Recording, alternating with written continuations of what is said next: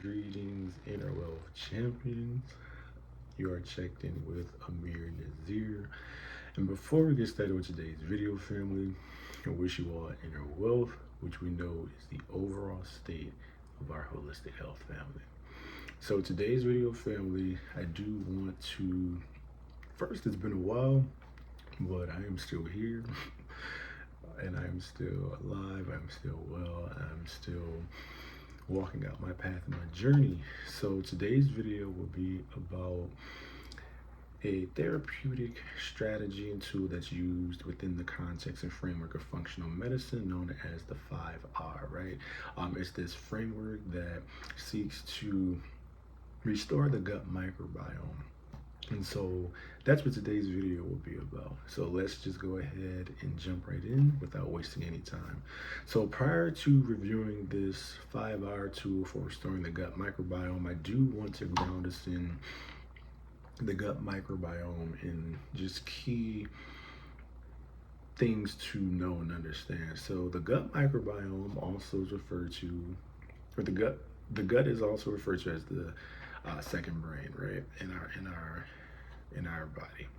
And so the gut microbiome, it encompasses about approximately trillions of microorganisms within our gastrointestinal tract, whether it's bacteria, fungi, archaea, virus, you name it. So there's trillions of these microorganisms, right?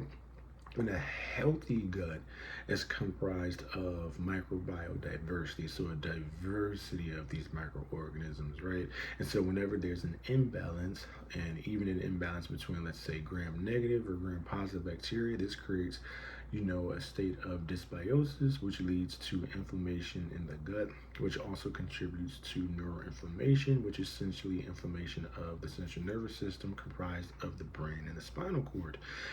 And so the gut-brain axis is essentially this bidirectional communication pathway between our gut and our brain, right? And it's heavily rooted in the composition of our gut microbiota, which at its optimal functioning, it will be diverse, right? So we want microbial diversity within our gut microbiome.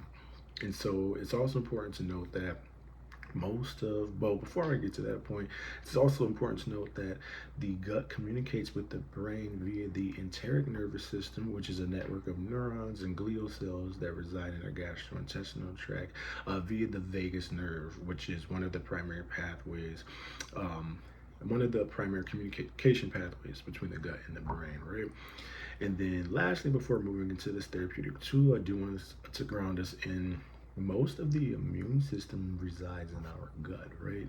And so this may be referred to as GALT, which is GALT, which stands for gut-associated lymphoid tissue, right? And we have three primary cells that reside in our gut. These are T regulatory cells, Th17 cells, and then macrophages and dendritic cells as well, right?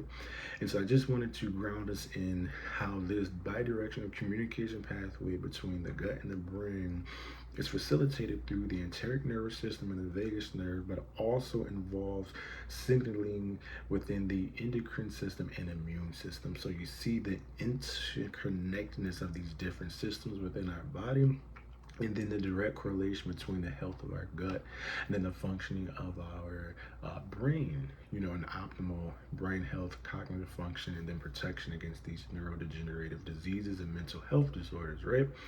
So the gut plays a primary role in immune function, a primary role in our brain health, and a variety of other key roles within the context of our being and vessel functioning at its optimal capacity, right?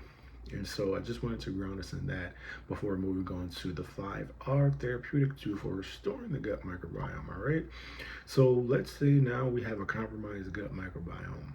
The 5R tool is a framework within functional medicine that seeks to restore the gut. So this framework, we have the 5Rs. The 5Rs, it stands for remove, replace, reinoculate, repair, and then rebalance. All right. So first start with remove. All right. So remove is essentially eliminating any foods from one's eating regimen that causes different gastrointestinal symptoms, whether it's diarrhea, bloating, abdominal pain. Right, so you want to remove foods that trigger, uncomfortable discomfort within one's gastrointestinal tract. Then you have two. Two stands for repair, or excuse me, not repair, replace. So now we want to replace key digestive secretions. So we want to replace digestive enzymes, bile acids, and hydrochloric acids. The reason being is because these digestive secretions are important when we think about gut motility and then the ability of our body to digest and absorb key nutrients that will enhance our gut microbiome and enhance our overall health and protection against chronic disease, right? So again, we want to go ahead and within this step, we want to replace those digestive secretions to aid in, gut motility and our ability to digest and absorb key nutrients from our food supply. Next, we're going to move on to the third R, and this R will be reinoculate, right?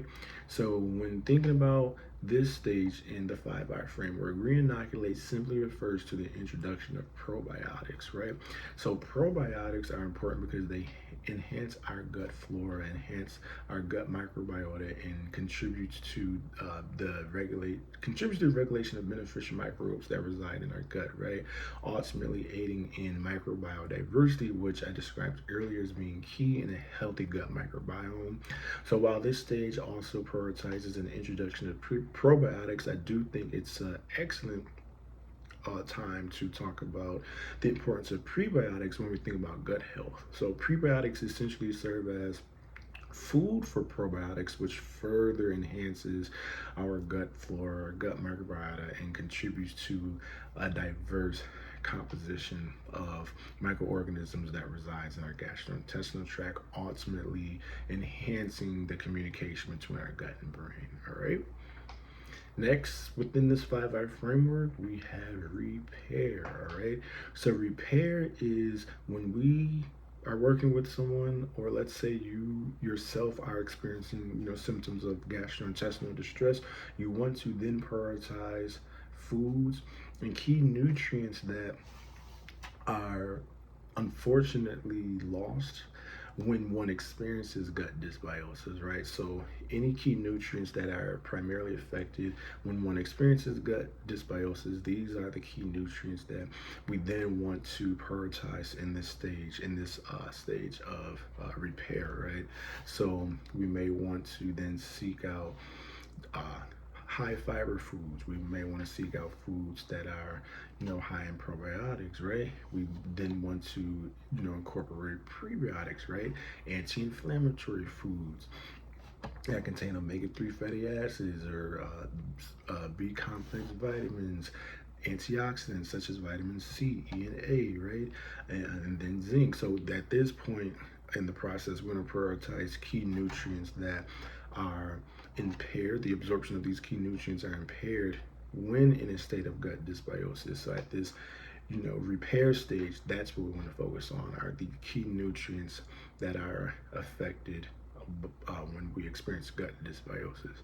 And then lastly, the fifth R, this will refer to rebalance. So at this point in the framework, we've now gone through all the other 4 stages, and now we want to maintain optimal functioning of our gut microbiome through lifestyle factors, right? Whether it's related to exercise, sleep, mindfulness, and stress management techniques. We do want to incorporate those into this stage. And for example, stress triggers the HPA axis. HPA axis refers to the hypothalamic pituitary adrenal axis.